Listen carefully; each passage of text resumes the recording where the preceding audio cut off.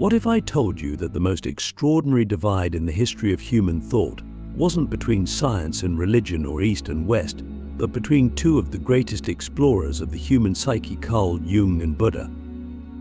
What if their differences could unlock the deepest truths about who we are, who we think we are, and who we might become? Tonight, we're not just exploring their ideas, we're delving into a clash of titanic proportions between Jung's concept of the self and Buddha's teaching of no self.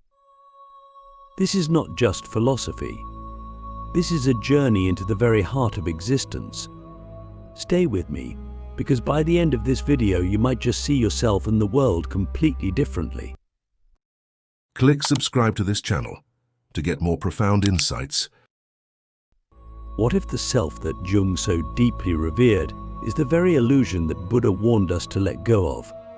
Carl Jung once said, "The privilege of a lifetime is to become who you truly are." For Jung, the journey of life is the process of individuation, the integration of all the fragmented, unconscious aspects of your psyche into a unified, cohesive whole. He believed that at the center of your being lies a self, a deeper guiding force that is far greater than the ego. This self, according to Jung, is not just a psychological idea but a profound spiritual reality. It connects the conscious and unconscious, the personal and the archetypal. To Jung, the self is the archetype of wholeness, the ultimate goal of human life. But here's where it gets fascinating. Buddha 2,500 years earlier taught something radically different. He said, "Sabbe dhamma anatta, all phenomena are without a self." In Buddhism, the self is not an ultimate reality but an illusion, a mirage created by the mind. Buddha believed that clinging to the idea of a self is the root cause of suffering. Our constant effort to protect, enhance, and preserve this illusory I keeps us trapped in a cycle of craving and aversion, birth and death, samsara. To awaken, Buddha taught, we must see through this illusion and realize the truth of anatta, no self. So here we are, standing at this extraordinary divide. On one side, Jung's self beckons us to embrace and integrate the fullness of who we are.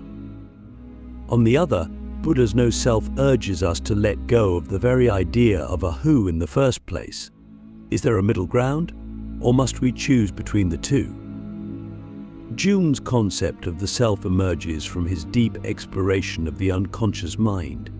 He spent his life studying dreams, myths, and symbols, uncovering the hidden forces that shape our lives.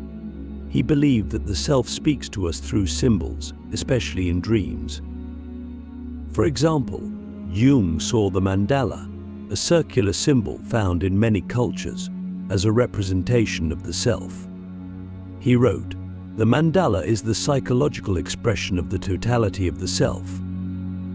To Jung, the self is not something static, it's a dynamic process, a living reality that unfolds as we become more aware of who we truly are.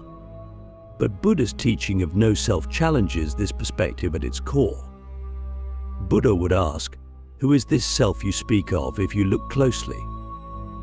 He might say, "You won't find a single, unchanging essence. Instead, you'll find a constantly shifting interplay of thoughts, sensations, memories, and emotions."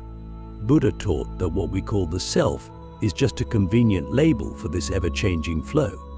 He said, "Just as a chariot is made up of its parts, and there is no chariot apart from its parts, so too, the self is made up of the 5 aggregates, and there is no self apart from them." This is where the conflict between Jung and Buddha becomes profound. Jung invites us to explore the depths of the psyche, to uncover and integrate the archetypes and shadows that lie hidden within us. He believed that by doing so, we can achieve a sense of wholeness, a connection to something greater than ourselves. Buddha, on the other hand, invites us to see through the psyche altogether, to let go of the very idea of a self and rest in the truth of emptiness. But what does this mean for us practically? If you follow Jung, You might begin to see your dreams and inner conflicts as messages from the self, guiding you toward wholeness. You might work to integrate the parts of yourself you've rejected to become more authentic and complete. If you follow Buddha, you might begin to question the very foundation of your identity. You might practice mindfulness and meditation, investigating the nature of your experience until the illusion of self begins to dissolve. Here's a question: is it possible that Jung and Buddha are not as opposed as they seem? Could it be that their teachings point to different stages of the same journey? Jung himself acknowledged the importance of letting go of the ego. He said, "The goal is not to become perfect, but to become whole, and in becoming whole, we might discover that what we thought was the self is not a fixed entity, but a dynamic process, a dance of opposites, a symbol of the mystery of life itself." Buddha, too, did not deny the reality of the relative self. He simply pointed out that this self is not ultimate. He taught that while we live in the world, we must act with compassion and wisdom, even as we recognize that there is no permanent I behind our actions. In this way, Buddha's teaching of no self does not negate Jung's self, it transcends it. So where does this leave us? Are we meant to embrace the self, as Jung suggests, or let go of it, as Buddha teaches? Perhaps the answer lies not in choosing one over the other, but in holding the tension between the two. Perhaps the journey toward wholeness includes both the realization of the self and the transcendence of it. As we explore the depths of our psyche, we may find a center of meaning and purpose, a guiding force that feels like the self. But as we look deeper, we may also see that this self is not a fixed entity, but a reflection of the infinite, a doorway to the truth of no self. The extraordinary divide between Jung and Buddha is not just a philosophical debate. It's a mirror of our own inner conflict. We long to know who we are, to find a sense of meaning and purpose in life.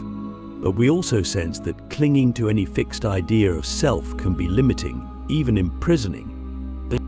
The challenge, then, is to walk this path with open eyes and an open heart, to embrace the fullness of our humanity while letting go of the illusions that keep us bound. Imagine this Carl Jung, seated in his study, surrounded by ancient texts, the smell of old books filling the air. He's reflecting on the nature of the human soul. His work is rooted in the West, in the individual struggle to reconcile the conscious and unconscious mind.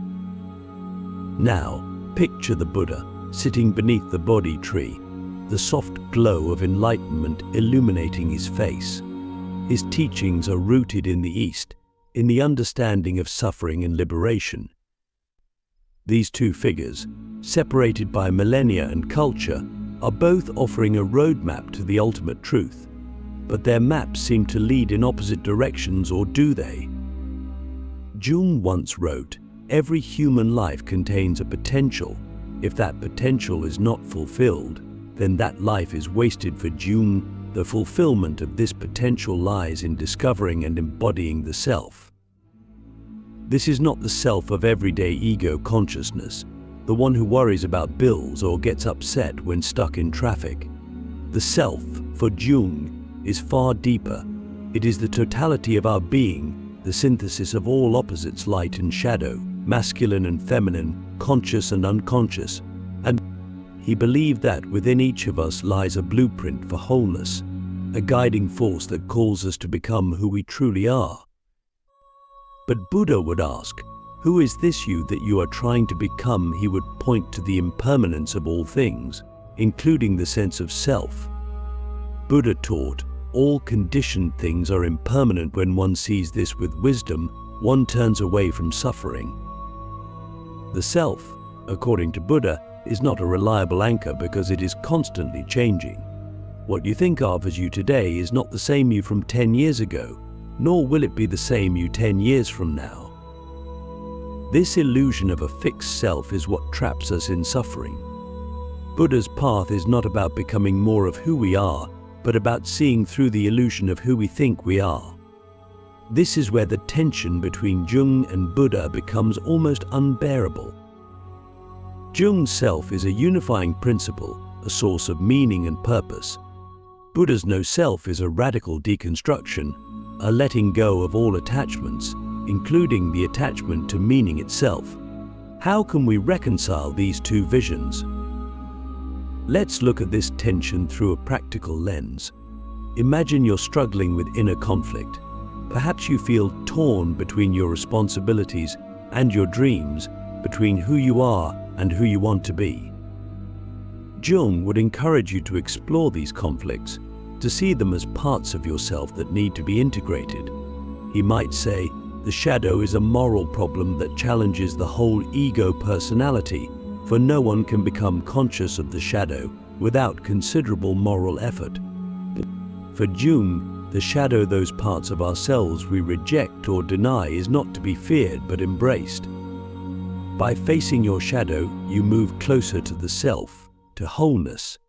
Buddha, however, might offer a different approach. He would ask you to observe your inner conflict with mindfulness, to see it for what it is, a play of thoughts and emotions arising and passing away. He might say, attachment is the root of suffering. But instead of integrating the conflict into a greater whole, Buddha would invite you to let go of the attachment to the conflict altogether. By seeing through the illusion of self, the conflict dissolves because the you who is struggling is not as solid as it appears. Here's the paradox. Jung's path demands that you take the self seriously, to honor its complexity and depth. Buddha's path demands that you see through the self, to recognize its emptiness. One path leads you inward, to the depths of the psyche, the other leads you beyond, to the emptiness of all phenomena. And yet, both paths promise liberation. How can this be? Perhaps the key lies in understanding the nature of the self as both real and unreal. Jung's self is not the ego but the totality of the psyche.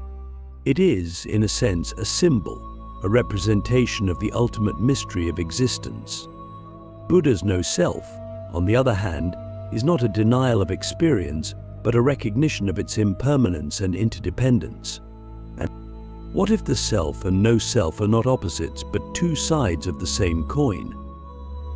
Let's consider this through the metaphor of a wave and the ocean. Jung's self is like a wave, unique and individual, with its own shape and movement. It is real in the sense that it exists as a distinct expression of the ocean. Buddha's no-self is like the ocean itself, vast and formless, the source of all waves but not bound by any single one. The wave is not separate from the ocean, it is the ocean taking form. Similarly, the self is not separate from the ultimate reality, it is reality expressing itself in a particular way. This brings us to a profound insight: the journey toward Jung's self and the realization of Buddha's no-self may not be two separate paths, but one continuous process. In the first stage, we may need to embrace the self, to dive into the depths of who we are, to integrate our shadows and discover our unique potential. This is the path of individuation, of becoming whole. But once we have embraced the self, we may find that it is not an endpoint but a doorway. Beyond the self lies the realization of its impermanence, its emptiness. This is the path of liberation, of awakening. So what does this mean for us, practically? It means that we don't have to choose between Jung and Buddha, between self and no-self. Instead, we can honor both paths as complementary aspects of the human journey. When you're struggling with inner conflict, you can use Jung's approach to explore and integrate the parts of yourself that feel fragmented. And when you find yourself clinging to a fixed idea of who you are, you can use Buddha's teachings to let go and rest in the truth of impermanence.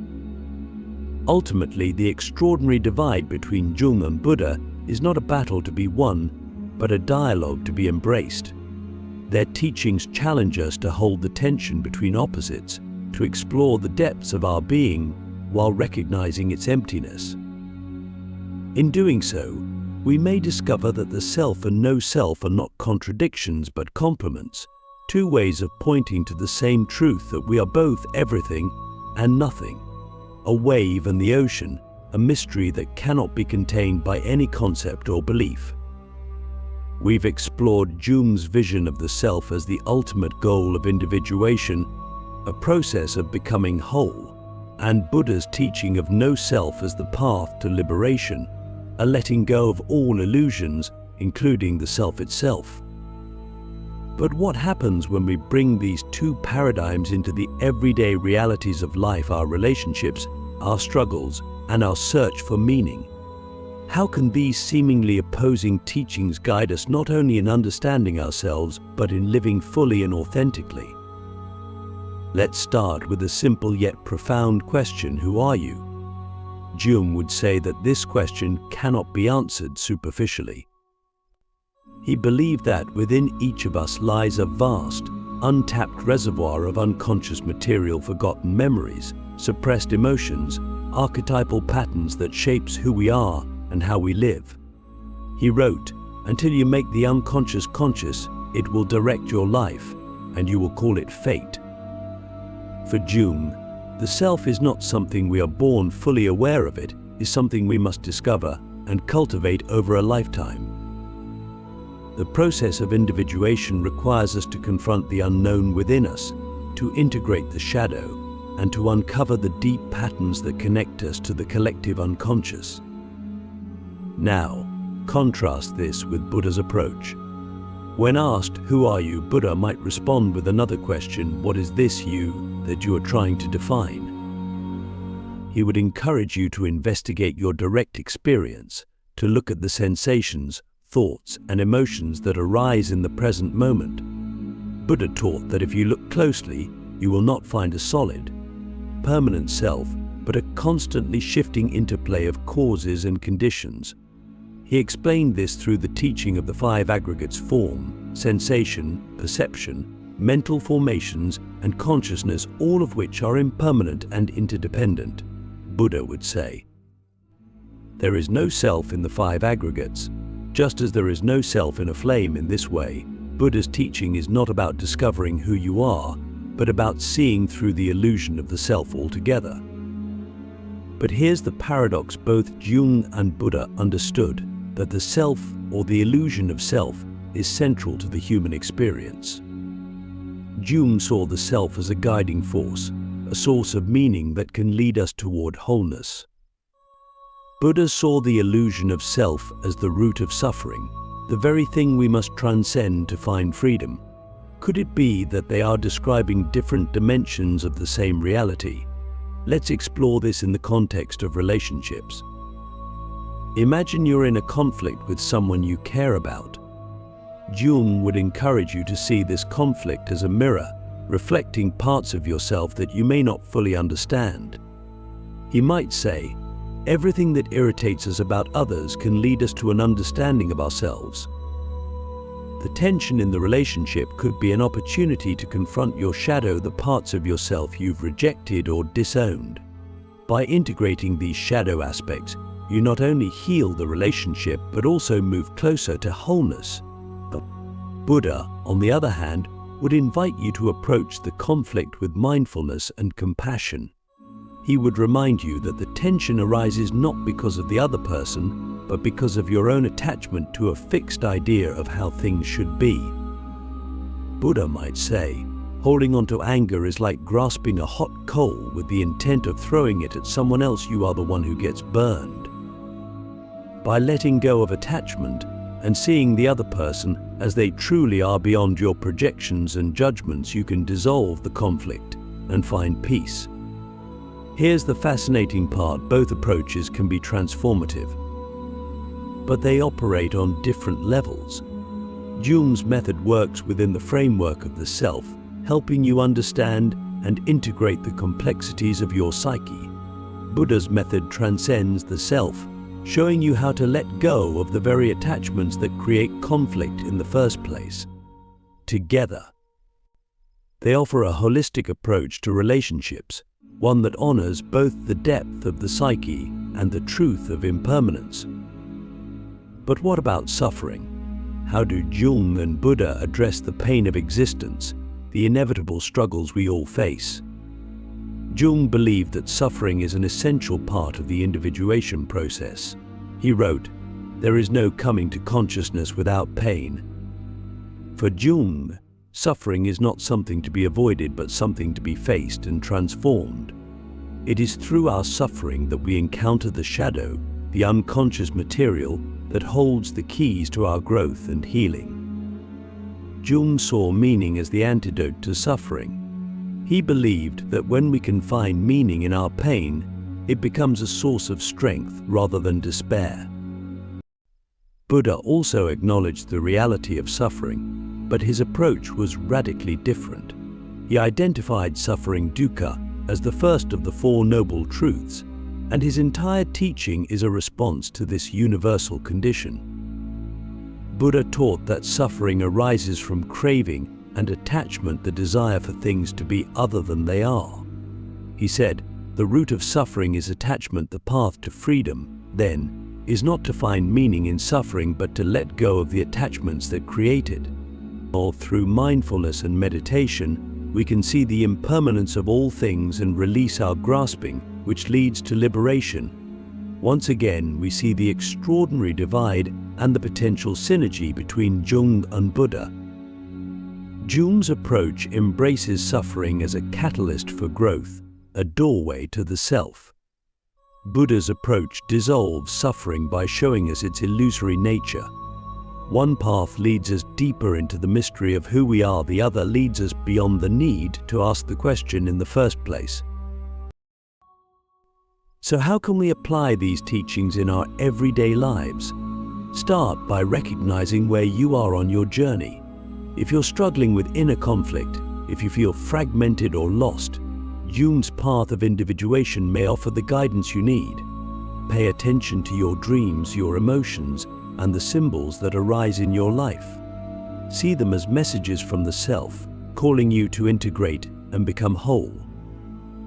But if you find yourself clinging to a rigid sense of identity, trapped by your own expectations and desires, Buddha's teachings may provide the clarity you're seeking.